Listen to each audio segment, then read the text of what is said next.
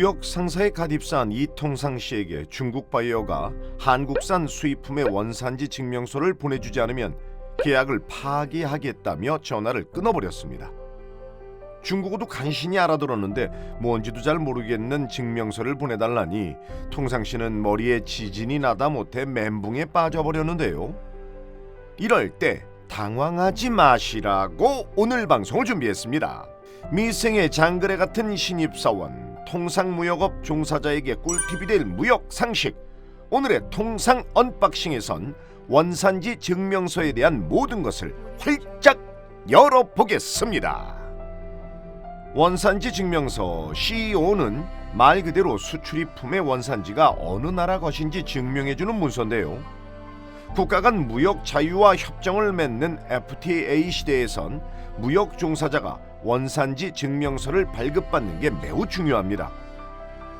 어느 한 마트와 신용카드사가 제휴를 맺어 특정 신용카드로 마트 물건을 사면 구매자에게 할인 혜택을 주듯 FTA 협정을 맺은 국가끼리 이건 우리와 FTA 제휴한 국가의 수입품임을 알려주는 원산지 증명서를 제출하면 관세율이 깎일 수 있습니다. 일례로 어느 한 국가에서 FTA 미협정국에서 10,000원짜리 초콜릿 세트를 수입하는데 관세가 8%부터 1,800원을 들여야 한다면 FTA 협정국의 원산지 증명서를 받는다면 관세가 0%로 깎여 10,000원만 내고 수입할 수 있는 겁니다. 구매자인 해외 바이어가 좀 더 싼 가격의 수입품을 득템할 수 있는 거죠. 이러니 무역 종사자에겐 원산지 증명서를 받는 게 중요할 수밖에 없겠죠. 원산지 증명서는 4단계의 절차를 걸쳐 발급받을 수 있는데요. 맨 처음 통상씨가 할 일은 원산지 증명서를 요청한 바이어의 나라가 우리나라와 FTA 협정이 발효된 국가인지 확인하는 겁니다. 이는 인터넷으로 검색해보거나 산업부의 FTA 관련 사이트를 통해 손쉽게 확인 가능합니다. 다음 단계에서는 머릿속으로 계산기를 좀 두드려봐야 합니다. 그러기 위해 먼저 수출입 품목의 HS 코드를 확인해 봐야 하는데요. 각 물건마다 가진 고유의 번호 HS 코드를 알면 수출입품의 기본 관세율, 나라별 FTA 특혜 관세율을 알 수 있습니다. 이후 원산지 증명서 발급을 컨설팅해줄 관세사의 수수료도 알아보고 여러 사항을 종합적으로 고려해봅니다. 무조건 원산지 증명서를 받는다고 유리한 건 아닙니다. 수출 금액에 따라 절감되는 관세보다 오히려 수수료, 국제 우편 발송 비용이 더 나오면 배보다 배꼽이 큰 상황이 벌어지기 때문에 실익을 잘 따져 증명서 발급 여부를 결정해야 합니다. 통상시처럼 바이어가 강제적으로 요구한 경우라면 무슨 일이 있어도 증명서를 발급받아야 합니다. 하지만 HS 코드 조회 결과 기본 관세가 없거나 FTA 특혜 관세율과 동일한 물품이면 절감될 세금이 없기 때문에 특별한 일이 아닌 이상 무역회사 직원이 굳이 증명서를 받으려는 시간과 돈을 들일 필요가 없습니다. 3단계에선 해외에 수출할 물품이 찐 한국산이 맞는지 결정하는 단계입니다. 원산지 결정 기준에 부합해 찐 한국산이 맞다고 판정되면 4단계로 넘어가면 되지만 아니라면 증명서를 받기 어려울 수 있습니다.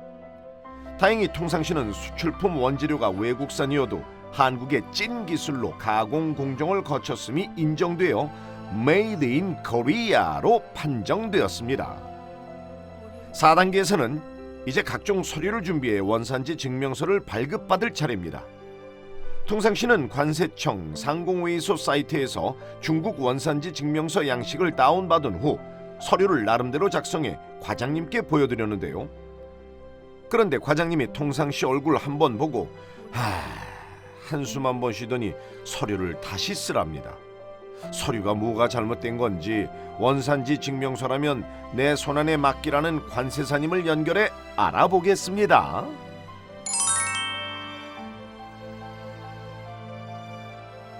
FTA 특혜 관세에 따른 원산지 증명서를 발급받기 위해 필요한 서류와 절차는 각 FTA 협정에서 정하고 있는 바에 따라 달라지므로 FTA 협정에서 정하는 원산지 결정 기준 그리고 해당 국가의 원산지 발급 방식을 꼭 확인해야 합니다.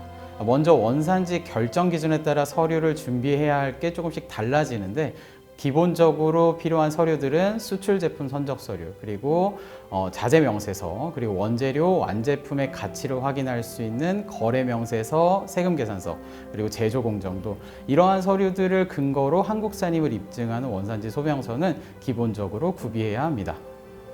두 번째로는 FTA 협약 상대국마다 원산지 증명서를 발급하는 방식이 다릅니다.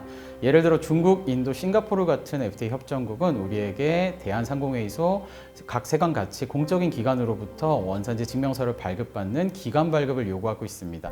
반면 미국, 캐나다 같은 FTA 협정국은 자율 발급 방식입니다. 이는 수출자, 생산자가 스스로 물품의 원산지를 확인하고 자율적으로 원산지 증명서식을 기재한다거나 아니면 상업 서류에 원산지 증명 문구를 기재하는 방식입니다.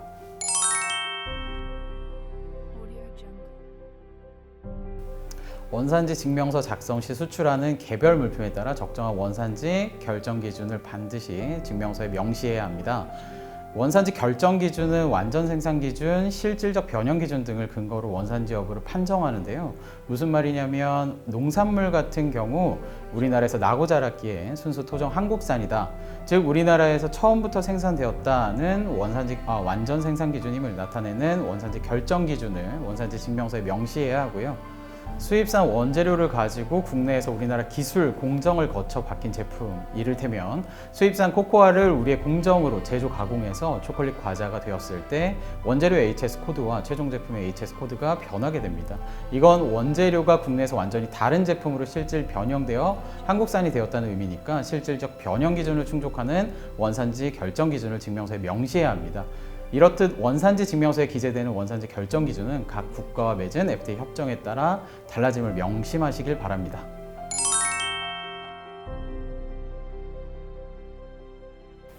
수출입 시 FTA 특혜 협정 관련 원산지 증명서를 발급받을 때 주의할 점은 다른 FTA 협정의 양식이나 일반 특혜, 비특혜 원산지 증명서를 받아서는 안 된다는 것입니다. 원산지 증명서의 종류가 약 20가지 정도 되는데 FTA 협정의 혜택을 받으려면 해당 협정에서 지정한 서식이나 문구가 기재되어 있는 원산지 증명서여야만 가능하오니 이 점 꼭 주의하시길 바랍니다. 또 가끔 상대 수입국에서 이미 통관이 끝났는데도 원산지 증명서 진위 여부를 묻는 사후 검증을 할 때가 있습니다. 모든 FTA 협정 혜택을 받는 물품의 적정성을 수입 당시 일일이 확인하기가 어렵고 무역회사가 원산지 증명서를 허위로 작성해 FTA 특혜 관세를 받으려 한 게 아닌지 검사하기 위해 사후 검증을 할 때가 있으니까요. 수입이 끝냈다 하더라도 FTA 원산지 증명서와 그와 관련된 서류는 최장 5년간 꼭 보관해 두시길 바랍니다. FTA 자유무역의 원활한 이행을 받기 위해 무역인이 꼭 확인해야 할 필수템 원산지 증명서. 이를 좀 더 쉽고 빠르게 발급받으며 무역인들에게 도움을 주고자 산업통상자원부는 FTA 원산지 관리 서비스 시스템, FTA 종합지원센터 및 1380 콜센터를 운영하고 국내외 지역별로는 FTA 활용지원센터를 운영하고 있으니 이를 잘 활용해 주세요. 자, 그럼 마지막으로 퀴즈를 풀어볼까요? 통상 상식 문제도 풀고 상품도 타가는 언박싱 퀴즈 타임. 다음 FTA 발효국 중 관세청, 세관 같은 기관을 거치지 않고 원산지 증명서 자율 발급 제출이 가능한 국가는 어디일까요?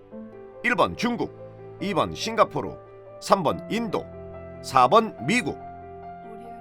그럼 정답을 아시는 분들은 댓글을 달아주십시오. 정답을 맞히신 5분을 선정해 상품을 드립니다. 저 안지환과 함께하는 통상교섭본부 유튜브 채널. 그럼 다음 시간에도 우리 통상인들, 무역인들에게 도움될 알찬 내용으로 찾아뵙겠습니다. 앞으로도 많은 시청 부탁드립니다.